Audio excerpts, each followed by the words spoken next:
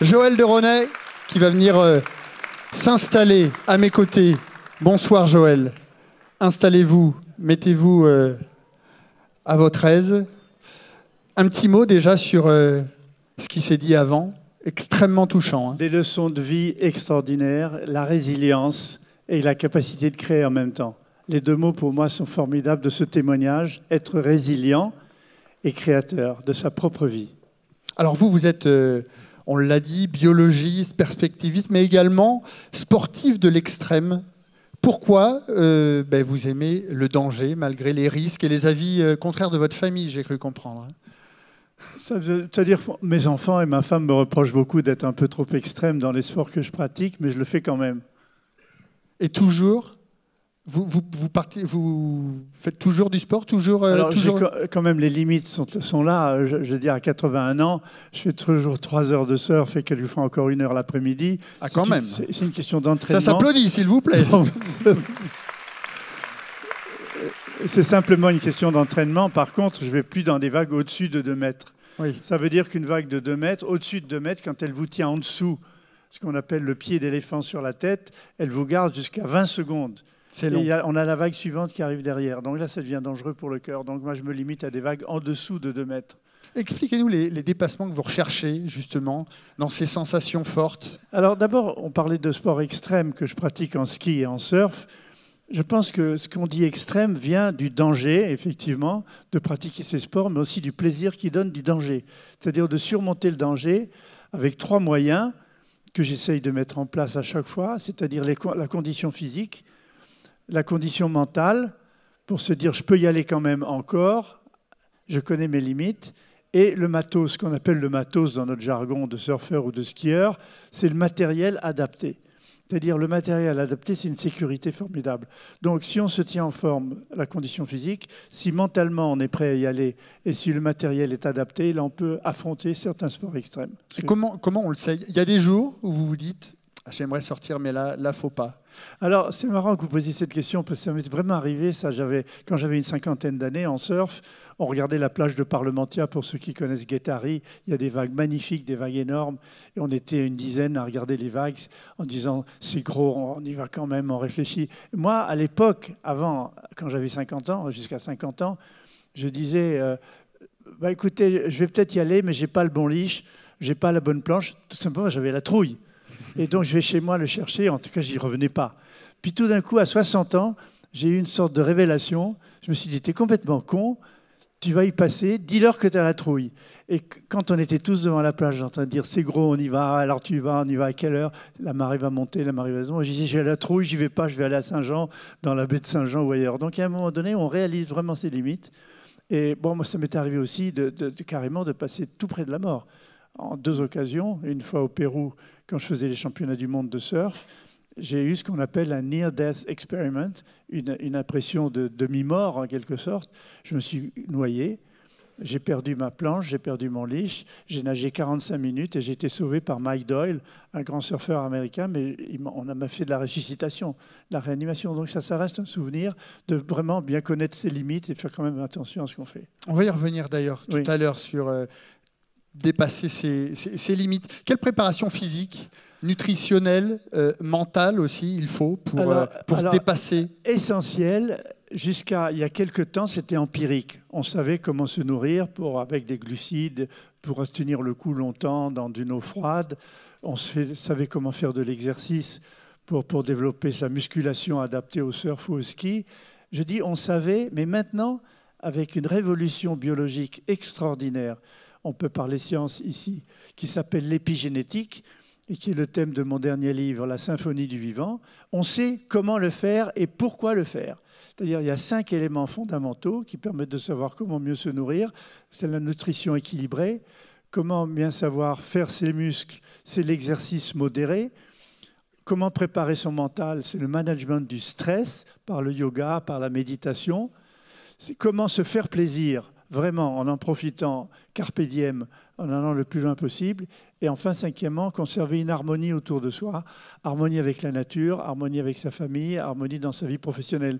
Donc ces 5 éléments-là, l'épigénétique le démontre, produisent des substances dans votre corps qui vont dans le noyau des cellules et qui permettent de modifier l'ADN, pas de changer le code génétique, mais de modifier l'expression des gènes, plus, moins, un peu comme un rhéostat pour mettre plus fort ou moins fort sa radio. Et ça évolue suivant l'âge aussi? Alors, ça évolue, on l'adapte à l'âge. D'ailleurs, la base, elle est là, la base scientifique, elle est là, et c'est ce qui me permet maintenant de me nourrir, de pratiquer des sports d'entraînement équilibrés pour me permettre de faire encore 3 heures de surf le matin et encore 1 heure l'après-midi quand c'est bon. Quand vous cherchez à vous dépasser, comme ça, il y a aussi la compétition. Vous disiez, avec les copains, on était là, on regardait les vagues, on disait on va y aller parce qu'il y a cet aspect aussi qui est très fort. Alors, il y a 2 choses. D'abord, dans le dépassement, ce que je voudrais aussi dire, puisque c'est le thème de notre discussion, c'est que le dépassement crée un autre vous-même. Quand vous vous dépassez, vous vous extériorisez. Vous créez un autre vous-même avec qui vous pouvez dialoguer. C'est un autre. Il vous voit de l'extérieur, cet autre qui vous dépasse, que vous avez construit. Et vous dialoguez avec lui ou avec elle, si c'est une femme, vous dialoguez avec cet être autre que vous avez créé et qui vous pose des vraies questions sur le sens de votre vie, pourquoi vous le faites, pourquoi vous voulez vous dépasser, intellectuellement ou physiquement, pourquoi vous voulez aller si loin. Est-ce que vous avez trouvé les réponses, justement? Pourquoi vous voulez vous dépasser comme ça? Je pense que c'est une des plus choses importantes qu'on puisse faire de sa vie, c'est créer sa vie. C'est-à-dire créer une vie originale, plutôt que de copier une vie, de copier un acteur de cinéma, une personnalité politique, un philosophe. Plutôt que de faire du copier-coller de la vie des autres, la chose la plus importante qu'on puisse faire, c'est de faire de sa vie un original. On n'en a qu'une. On n'en a qu'une. Autant de faire une vie unique à vous, la créer au fur et à mesure de les jours qui passent, créer sa vie. Donc se dépasser, c'est aussi créer sa vie pour, comme je viens de le dire, dialoguer avec soi-même, au-delà de soi-même, se voir de l'extérieur. Alors pour répondre à votre question, la compétition avec les autres, tous les surfeurs et les skieurs que je fréquente, puisque je continue à faire ces 2 sports de manière acharnée, on dit on est des addicts, eh bien, ça veut dire que chacun essaye d'aller plus loin, de prendre la meilleure vague. Alors, c'est un sport à la fois individuel et collectif, pas un peu plus que le ski. C'est-à-dire que quand on a pris des très belles vagues, qu'on revient vers le large, les copains qui attendent les vagues vous font... C'est une récompense de l'œil des autres qui ont dit « tu as pris une belle vague, bravo, continue ». En plus, quand on a 80 ans, ça récompense cette générosité de l'accord des autres, est formidable. Donc, c'est un sport individuel mais collectif, d'une certaine manière, par le respect des autres quand on agit bien. C'est ça le dépassement. Vous en apprenez tous les jours, finalement, sur le monde, sur le futur, sur tout ce qui vous entoure? Tous les jours. J'ai besoin de m'informer constamment, mais de manière très professionnelle, à la fois pour mes articles, pour mes livres, pour mes tweets. Si certains d'entre vous me suivent, c'est @derenéjoël. Donc, tous les jours, je tweete quelque chose de nouveau pour donner aux gens envie du futur. C'est important aussi. C'est important. De c'est le côté se tenir à la page. D'abord, c'est important pour moi. C'est puis le côté professeur que je suis, le côté altruiste, de donner aux gens l'envie du futur. Donc, se tenir à la page, c'est très important parce que tous mes tweets depuis 5 ans, grâce à un moteur de recherche qui utilise d'ailleurs l'intelligence artificielle, je peux retrouver le détail de tweets que j'ai fait depuis très longtemps. Et donc, je me crée une base de données, mon Google personnel, qui me permet de retrouver des tweets d'il y a 4 ans, plus le lien cliquable qui va me servir pour un article, un livre, une conférence ou un conseil à des entreprises que je conseille. Donc tout ça, c'est à la fois altruiste et personnel. Petite parenthèse, vous n'êtes jamais fatigué? Non. Des fois, vous vous dites pas j'ai envie de me reposer un petit peu, non? Alors non, je médite pas beaucoup, je me repose, je sais me reposer avant l'effort. Napoléon disait que les hommes d'action se reposent avant l'effort et pas après. Et donc, moi, j'ai appris ça, à me reposer avant l'effort physique, l'effort intellectuel. Juste avant de venir là, j'ai fait une demi-heure de méditation.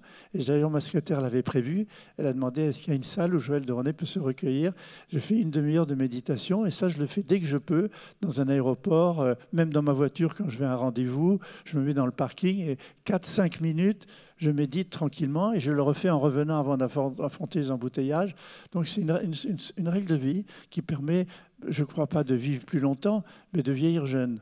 Ça, c'est vachement important, une grande différence. La recherche de toutes ces informations, c'est également une occasion de vous dépasser aussi? Oui, c'est un challenge, un défi intellectuel. De chaque jour? Tous les jours. C'est-à-dire, tous les jours. Racontez-nous une journée de Joël de René. Vous vous levez et tout de suite, c'est le journal, c'est Twitter. Alors, la première des choses que je vais faire, c'est regarder mes mails, évidemment. La seconde chose que je fais, c'est d'aller sur Twitter, regarder les commentaires, les notifications que les gens de ont la fait, veille, ou de la veille, ou des jours précédents, de voir ceux qui ont aimé tel tweet. Et je vais regarder qui ils sont, ça me permet de savoir qui sont ces gens qui ont aimé ce tweet. Ceux qui l'ont retweeté, je regarde toujours les gens qui me retweetent pour savoir qui ils sont. Et j'ai même un moteur de recherche de tweets qui me permet de savoir les gens qui me retweetent le plus et qui sont les plus fidèles. Et je suis très étonné de découvrir des personnalités politiques, des personnalités médiatiques qui sont en fait des suiveurs acharnés. Je n'imaginais même pas ça grâce à ce moteur de recherche. Donc tweeter pour moi, c'est à la fois altruiste et personnel. Altruiste pour donner aux gens envie du futur, qui est un peu mon rôle de prof et d'écrivain, de prospectiviste. Parce que le futur me passionne, parce que c'est là où je vais passer le reste de ma vie, comme disait Woody Allen. Donc, je fais ça pour les autres et je fais ça pour moi. Et avec ce moteur de recherche, ça me crée un Google personnel. Citez-moi des auteurs, des philosophes, des scientifiques qui vous incitent à vous dépasser chaque jour. Alors, puisqu'on parlait du sport et du surf, je voudrais vous citer 2 bouquins extraordinaires. C'est Jours barbares de William Finnegan, qui est un gros livre de 500 pages, magnifique à lire. C'est un grand reporter, un grand journaliste qui était dans le monde entier, mais en même temps, il décrit le surf mieux que n'importe quel surfeur. Il est surfeur, mais il décrit l'intérieur de la vague, il décrit le tube, et tout ça lié à son expérience de journaliste. Ça, c'est fantastique. Un autre livre qui est beaucoup plus stressant s'appelle Les garçons de l'été.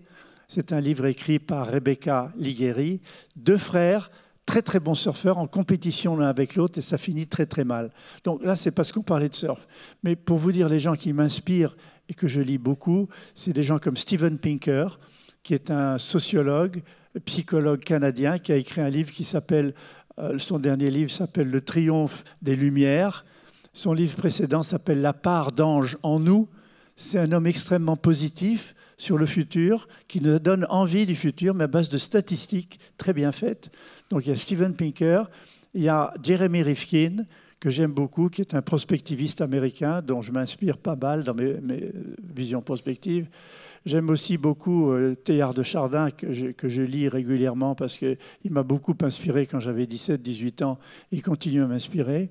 Jacques Monod, Edgar Morin, Michel Serres, ce sont Yuval Harari, qui a écrit ce magnifique livre qui s'appelle Homo Deus. Donc voilà quelques citations à la fois sportives et à la fois intellectuelles. Justement, quand vous retournez, vous regardez votre vie, vous avez l'impression d'être arrivé là où vous vouliez, ou il y a encore beaucoup encore plein d'espace. Comme je veux vivre jusqu'à 120 ans, je ne sais pas si j'y arriverai, mais en tout cas, je me programme avec les années qui restent. J'ai 81 ans, donc j'ai 30 ou 40 ans à continuer. Je me lève tous les jours avec des projets. Tous les jours avec des projets. Et le pari de Pascal, vous vous souvenez, disant, je ne sais pas s'il faut croire en Dieu, mais moi, je fais comme si j'y croyais, parce que de 2 choses d'une, où il n'existe pas, mais j'ai mené une vie conformément à ses valeurs, ou bien il existe, et tu dis win-win, il ne savait pas le mot, mais je serais récompensé. Et tant mieux. Ouais. Tant mieux, je serais récompensé. Donc moi, je dis ça pour ma vie, je veux vivre jusqu'à 120 ans, j'arriverai sans doute pas, ou peut-être oui, mais en tout cas, chaque jour nouveau me dit, voilà le temps qui me reste à créer des choses, à avoir des projets. C'est extraordinairement motivant pour vivre tous les jours. Vous avez l'impression que votre famille, vos enfants, vos petits-enfants, vous suivent aussi? Me suivre, non. Ils s'inspirent peut-être, parce que je pense qu'une des choses les plus importantes pour ces enfants ou pour les autres quand on écrit, c'est l'exemple. Mais avez-vous l'impression d'être quelque part plus en avance plus ouvert grâce à eux. Sur le monde extérieur? Beaucoup grâce à eux. Donc c'est pour ça que je n'ai pas utilisé le mot suivre. Ils ne me suivent pas. Ils s'inspirent peut-être de mon exemple que je donne, puisque je vous dis le plus important, c'est l'exemple qu'on peut donner de sa vie plutôt que d'expliquer aux gens la vie. Moi, j'ai une femme absolument extraordinaire. Je vais fêter cette année 60 ans de mariage avec elle, la même femme qui m'a accompagné partout. On a voyagé partout. On a écrit 2 livres ensemble.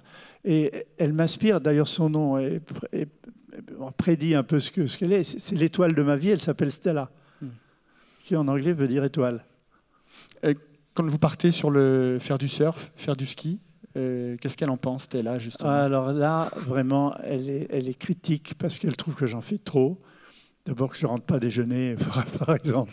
Quand le surf est bon, alors elle vient sur la falaise me faire des signes. Non, elle trouve que j'en fais trop. Je suis trop addict au surf. Au ski, c'est plus facile parce qu'on a des remontées mécaniques, on peut revenir à certaines heures. Mais en surf, elle me critique un peu d'y aller trop loin. Donc elle a limité mon surf à 2 mètres. Au-dessus de 2 mètres, c'est complètement C'est interdit. net. Mais elle me voit, elle me surveille parce qu'elle connaît les prévisions météo exactement comme les professionnels. Elle met la planche de surf dans Mais la non, cave. elle me voit la partir cache. avec ma combi et ma planche de surf. Elle me dit, tu vas où là? Je dis, je vais surfer, ça fait combien? Je dis, ça fait un peu en dessous de 2 mètres. Elle dit, non, non, non, non. J'ai regardé Winguru, ça fait 2,50 m, tu rentres. Vous avez jamais réussi à la faire venir faire du surf avec Ah vous? non, justement elle a fait un petit peu, Ouais. mais elle n'aime pas trop l'eau. Je lui ai fait faire du catamaran avec Moby Cats, elle aime bien quand il fait beau. Mais elle, c'est une marcheuse, une danseuse. Mais l'eau, elle en a toujours un peu la trouille. On va revenir au dépassement de soi-même, justement, chercher à dépasser ses limites intellectuelles. Est-ce que pour vous, ça provoque du stress ou de la plénitude? Plutôt de la plénitude. Le stress, je remplaçais le stress par de l'attention, de la focalisation, de la concentration. Plutôt, c'est une forme de stress, de se concentrer, se focaliser, être très attentif. C'est une forme de stress, d'une certaine manière, mais stress positif. Mais en même temps, ça me donne de la plénitude, ça me donne de l'harmonie. Il y a un très grand mot et un bon mot en science qui s'appelle l'homéostasie. C'est Claude Bernard qui l'a promu. Homéostasie, ça vient du mot homéos, qui veut dire même, et stasis, qui veut dire rester. Donc l'homéostasie, c'est rester le même tout en changeant, qui est en évolution dynamique. On évolue tout le temps, on n'est pas structuré pour rester le même, mais l'homéostasie montre qu'on est en équilibre dynamique, je dirais même, pour aller plus loin, en déséquilibre contrôlé, comme le surfeur. Être en déséquilibre contrôlé, ça veut dire connaître sa destination, connaître son cap, connaître sa ligne en surf, mais en même temps être en permanence en train de contrôler ce déséquilibre contrôlé par son savoir, par son expérience. Donc je pense que c'est la même chose que l'on peut adapter à la vie, être en déséquilibre contrôlé pour être créateur de sa vie. Une question me vient là. À partir de quel moment dans votre vie vous vous êtes dit ma vie, elle va être comme ça, ce que vous venez de nous décrire là? Une vocation, ça ne se décrète pas. Et une vocation de prof que j'ai eue très tôt. Ma sœur était embêtée par moi, elle disait, un petit prof, tu nous emmerdes, tu nous racontes tout des trucs, comme vous le disiez tout à l'heure, et tu veux toujours expliquer tout, c'est la barbe. Et donc cette vocation de professeur, d'enseignant, d'écrivain, de partage, m'est venue très très tôt. Et l'envie de se dépasser, et l'envie d'aller toujours plus haut, toujours plus loin. Finalement. Presque toujours. Je vais vous dire, moi j'ai des parents extraordinaires, j'ai eu un père artiste, il est mort, un grand artiste des années 50 avec Buffet, Lorjou, Carzou, Alspiri, Comer, tous ces grands peintres qui venaient dans son atelier. Et lui et ma mère russe m'a appris à me dépasser intellectuellement en me mettant devant moi des lectures très tôt comme Bachelard, comme Le Comte du Nouille, comme Le Roi Gourand, comme Teilhard de Chardin. Donc le dépassement intellectuel par ma mère, le dépassement créatif par mon père. J'avais une chance extraordinaire quand je revenais de l'école à 4h30, quand on a 10, 12, 13 ans. Il était dans son atelier en train de peindre et il m'expliquait toujours ce qu'il faisait et pourquoi il le faisait. Et cette notion de création continue, on a fini un tableau et on veut en construire un autre, m'a beaucoup aidé dans ma carrière scientifique. On a un projet, on a un programme, on a publié et après, qu'est-ce que tu fais ? Et vous avez trouvé finalement? J'ai trouvé dans la dynamique constante de la création continue. C'est un peu mon métier de prospectiviste et en même temps d'enseignant. Si vous voulez, c'est les deux aspects. Les racines du futur comme prospectiviste qui me construit à chaque fois que j'ai des nouvelles informations. Et en même temps, chaque fois que j'ai ces nouvelles informations, je me sens redevable des autres pour leur expliquer, les partager avec eux, leur donner envie de ce futur que je suis en train de créer avec eux. Alors, il nous reste 5 petites minutes. Oui.